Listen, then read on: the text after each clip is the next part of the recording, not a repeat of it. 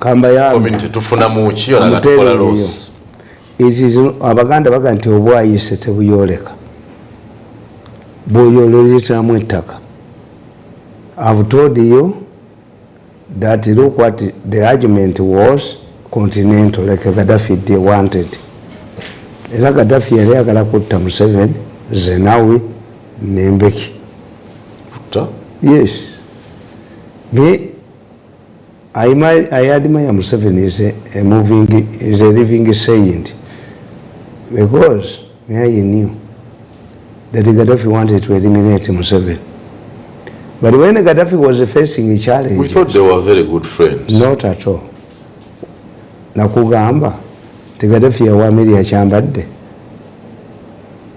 $1 million najimu kubanga ndaba. Amiri kubacha Gaddafi $1 million. $1 million. Why was Gaddafi interested in kumukazi w'ettoro? Mwali muloza nti agala mukazi. The more beautiful Arabs and Libyans than that Mutoro woman. What about kazi we converting it to Islam? This way Gaddafi's schemes. I knew. I told you that one time I was sleeping in my room in Libya. A person came, nga neighbor wanga atudde wali, omuvuka wali. Nejje na nkonkono omuwala mu Libya. Can you help me to carry my luggage? I said no, I cannot help you. Bankuba amayinja. Nali ndowooza nti mwenzi. Omuyibu wabanga oyagala okunywa omwenge e Libya 160 miles in the international waters waliyo ekimeeri. Omuvuka gwe bayita bakowa omumanyi. Yagenda ne ssente za foreign affairs emitwalo egi bamukuba ne bazimujjako. Bakowa bamukuba ne bazimujjako. Twagenda ffenna nga nze siina yadde 10. Nze nali maze okukistudinga ti ekyo ekimeeri onywayo omwenge naye amaato akakutwala nakakomyawo. Waliyo Italian prostitutes. Kakati I'm telling you, Gaddafi wanted to become neyefuula kabaka. And he thought he could only become. African Union. He believed in a whole continent, like in Nkrumah, which cannot be realized. Museveni believes in regional. If you want to solve an African problem, regional. That's why Museveni. Although the regional blocks could later confederate into the continental thing. Before Congo became a member, he was using the IGAD. Great Lakes region. The IGAD. IGAD yeri. They were using the Great Lake region before these people became members of the East African Integration, East African Federation. Kakati, I'm telling you, as an expert who did international relations, there must be a founding father. Anything must have a founding father. Anything must have how did the European Union start? European Union started by 2 countries, Germany and France. Who directed them to start the European Union? The Americans. Why? The Americans believed that Stalin was going to sweep the whole of Western Europe. And the largest communist party in Western Europe was in Italy. Tetusobola now that tubitegeera muli anti mukitegeere mutuyita nga mubikola. You think we are fools. You have something to learn. Omusajja yagenda mu ggulu Katonda n'amuteeka mu muliro n'amugamba nziraayo njigirize baganda bange n'abaganda nti waliwo abababuulira. You have examples of ECOWAS, SADC and East African Integration. In SADC, South Africa is a power. In ECOWAS, Nigeria was a power until Boko Haram. Now, who is a power? Chad.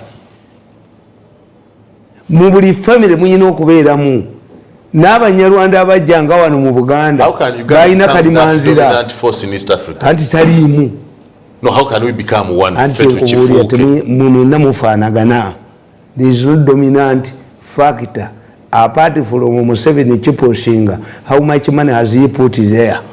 Nti ababaka ba East Africa Legislative Assembly batukana okubola sente. Who is financing it? The Africans, the East African countries, saw it as an extension of their civil service.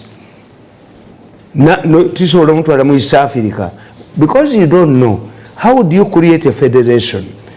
A federation is created when the existing states realize that they are not politically or economically viable.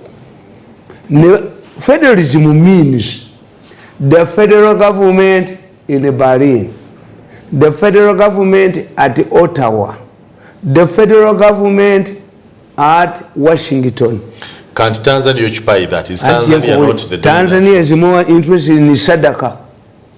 Oh. Where you are putting your headquarters, the federal government in Arusha, the excitement that is here is not the excitement in Tanzania. Why? When you go to Tanzania, the land question. Mwabarwani etakaria mwe, mufukeba citizens ba East Africa, mgeni mwambe takaria Tanzania. That's why Tanzania is moving cautiously with you. Ask me, who did the international relations? 2, you see, you must have benchmarks. For the European Union that started backed by the United States to stop struggling to sweep the whole of Western Europe, these 2 countries set up benchmarks. You must be democratic. That's why Portugal and Spain, that were imperial powers, were bypassed by the Industrial Revolution and they become backward states. By 78, when Mhozi was born, the demo was born, a government in Portugal was toppled, and Museveni was excited. Read his book. How long did it take the Spanish and the Portuguese to join the European Union? And it's a union, it's not a federation. But was sent a euro. Britain refused it. Denmark refused it. Norway refused it. A monetary union is not easy. But I think Uganda, one of the things we are doing as East Africans, single currency. Single currency. I've written it in my book. They don't understand this. Once you create a monetary union, you create a customs union. What does it mean? It has now created the competition within these countries, member countries. If I can start a factory in Tanzania, which is peaceful, kubanga fetutura, abasajja batubuuza. If I have $1 million, where do I invest it? I will tell you, Tanzania is stable, has changed the leadership. How many times? Kenya is stable. It has changed the leadership. The capitalistic Kenyans are not the Ugandan mafias who steal everything. Rwanda, okay, Rwanda is a dictatorship, as you may think. It has not changed the leadership. It is a minority over a majority. Tukuburia for experts, you come to me, I tell you, where do you put your money? In East Africa. I thought Uganda is the most stable and safe. Uganda Investment Authority etudde kutekali abantu. Museveni created 20 investment parks where you could go ngetaka mu mawanga agamu osanga n'ebizimbe babizimbye ne batekayo infrastructure ne bateka muki eri abantu balitaka lwakakamba. How many times have you changed the leadership of Uganda Investment Authority? Another testimony about Uganda Investment Authority, you go to Mukono, the Namamve industrial park etakabali tuddeko batunda tunde more expensive than you go to Chibule's constituency. The Chinese are buying land from private people rather than getting access to Namamve land. Rwakakamba ne bagoba kimaji kigozi ne bagoba omulala ettaka bagala ditunda. They don't understand Museveni's concept. You can create land bonanza monitor tibasomo. They never did the political economy. Ekitegeeza East African Federation is doomed. Toyina kyolaba muwa. Because I'm waiting to see kikyolaba mu kyonna. Tolaba mu kintu kyonna. Kyaliwo ne kigwa. Iyala tesola gifuna mwene. Kyaliwo ne kigwa. kakati bwekiba kyagwa kyekyakisuula naye cannot work in Museveni's government again. To go back to a marriage divorce, he must have abandoned his former habits which forced you out. Museveni, you know, abajoza abali mu government abatunya ku mitwe abatunyalako ne bampa sente zange ne bazikwata ate ndikukolera ddi. I cannot come back. You throw me on Kasasiro ku jirikiti ko basuula embwa amanya ejirikiti type programu zange ne bazijjako kati mbagala ko kiyizo beyondo mpita meeting entulike. So you must review. You have just said that you are a rich man. Anti nkubuulidde. I'm telling you must review. Kakati kankubuulire mwogera nti Ebola ali mu Uganda naye nga beerabidde buno obukozi buno bunambi buno butambuza endwadde bwekabeera ne katwangire. Why is Uganda suffering for diseases that are not affecting East Africa?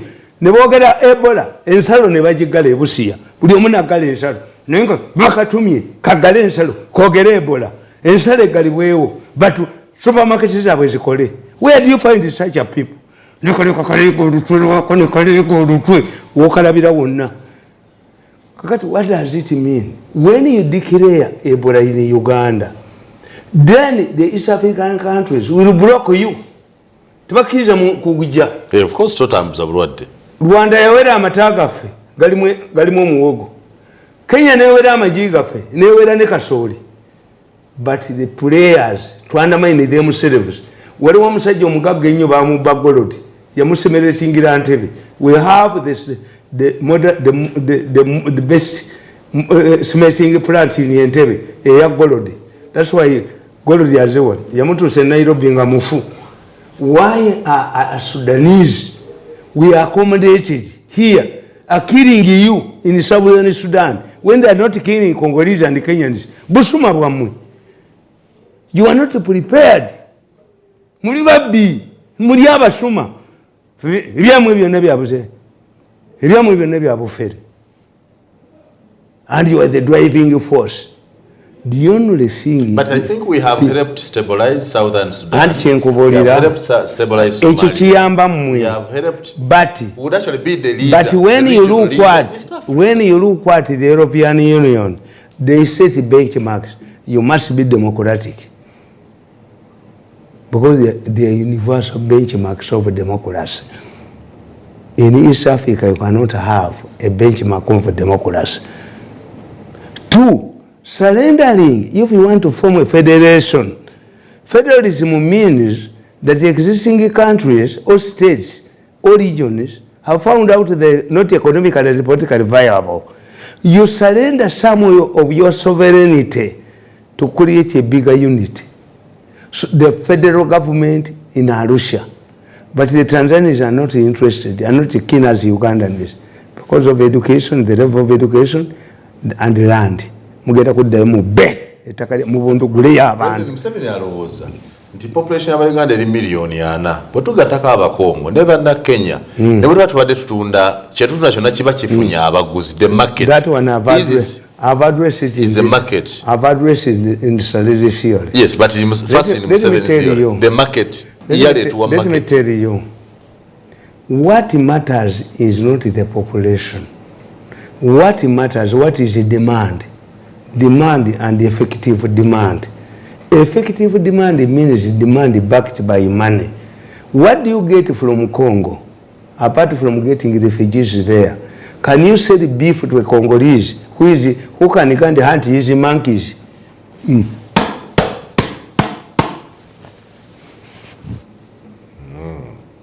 Omukongo yerira nchimanyi. Omutwalira beef, we shall sell beef to Congo. The people you want to sell beef to have already are used to Sinairo legs ez'Abafalansa.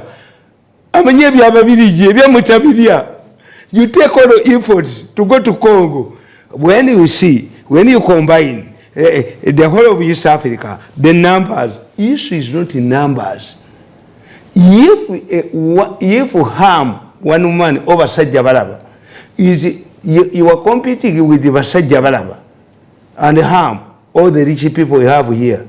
can 100 people threaten him, the poor people? Not at all. Yes. What do you get? It is about their purchase capacity. Have you looked at the transport in Congo? These are rainforests.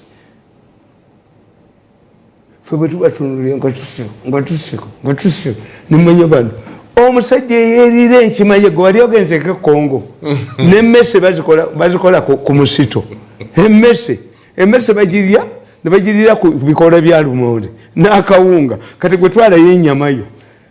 President Museveni. Our maize is wanted in Kenya. President Museveni. President Museveni yali mukwano nnyo gwa Bozaze owa Central African Republic yamutondera ente ne zifo. They had to take a gardeners okuzimbira Bozaze a farm erimu omudde ente gwe zisobola okulya at what cost. So you are saying that Uganda is a loser at the East African community? Yes.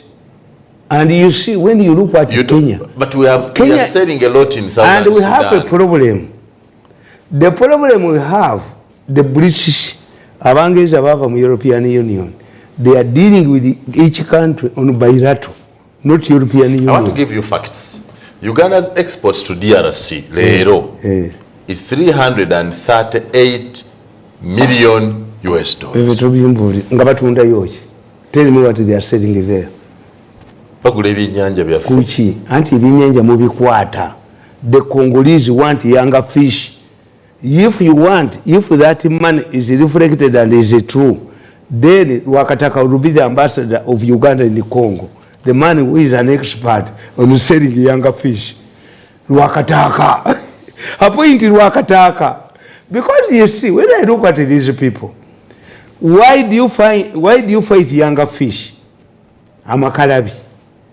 The Congolese want younger fish. Yes, they do. Because River Congo, temuli mucha nyanja, tilapia, naba neri wagulu, nebogenda mu Southern Sudan, nogende Juba, tilapia teriyo, obunyenja bulinga misota.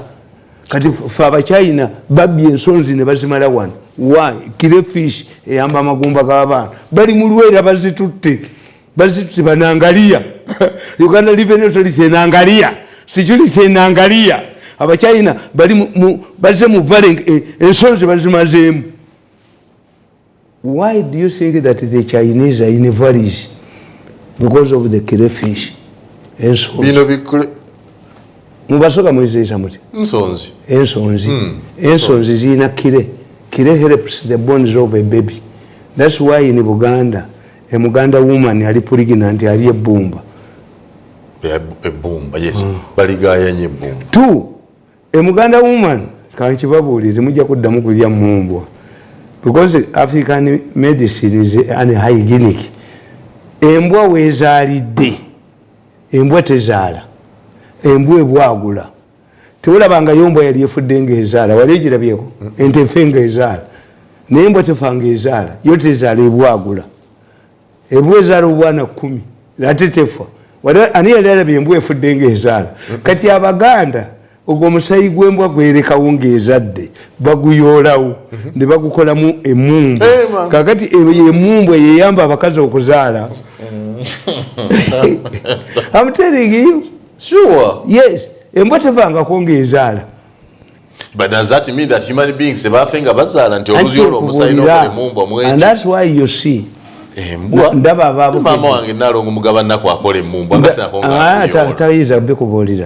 African medicine is dirty. Do you know how we treat a person? Why can't compose? Omuntu mu Buganda akubidwa laddu eddagala etumuwa tugenda mu toyi ne tujjayo bbi ne tumusiiga. I'm telling you. Akubidwa laddu tumusiiga bbi. As a medicine? Yes. Omuntu akubidwa laddu Thunderbolt ffe mu Baganda tugenda mu toyi ne tusenayo ne tumuyiira. Chovoya toiza kudya eddagala lya Africa n'oliteka ku scientific research musenero ng'olijjawa. Bikola. You ask ere Muganda. Once you are subject to Thunderbolt. Yes. omuntu akubiddwa laddu abaganda bamujjanjaba bati b we smear you if you don't know ask these Baganda people. The African medicine cannot be tested clinically. No, it cannot pass. Is an hygienic. Because it's an process. Yes. I know that the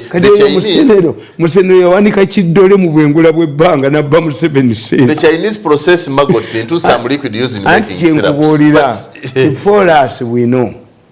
Me, I can treat a mad man. If you take me to Butabika today, you talk about a number when you're Tamale. I'm telling you. Serious. Abalalu.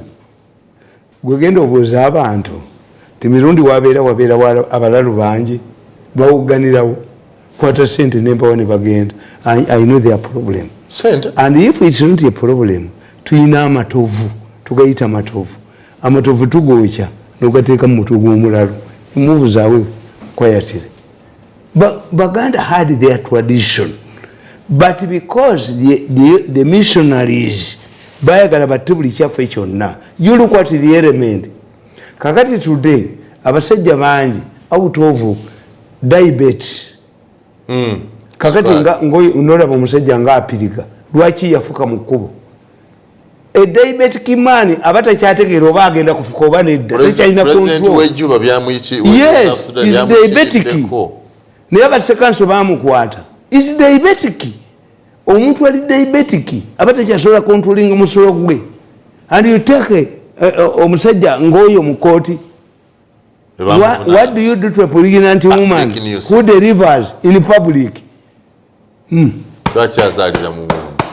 Ati onaba azaala atuwa kirungi oli atuwa musulo. Nkugambye nti a diabetic man can urinate in his trousers.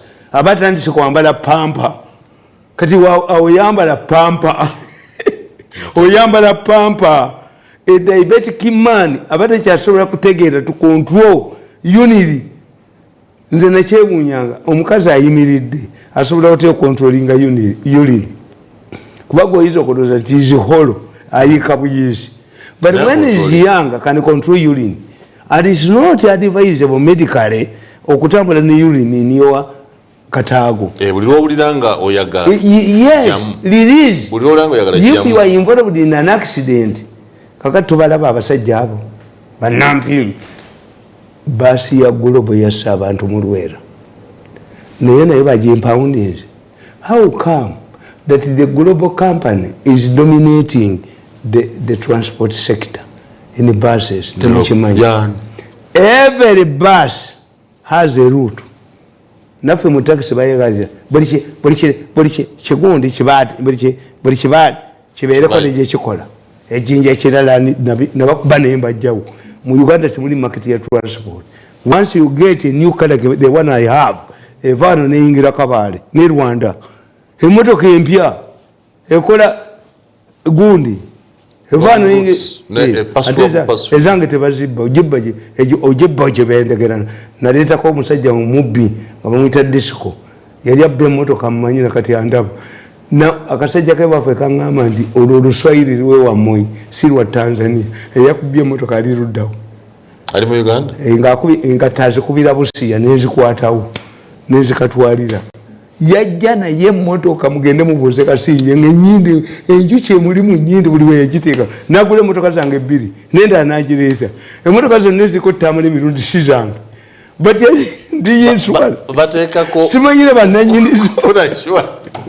Kakati let us go back to more serious issue. Okay. I'm telling you that you are bringing, because the European Union jemwali koleddeko yakola benchmarks of democracy, but what you have done because you are driven by numbers.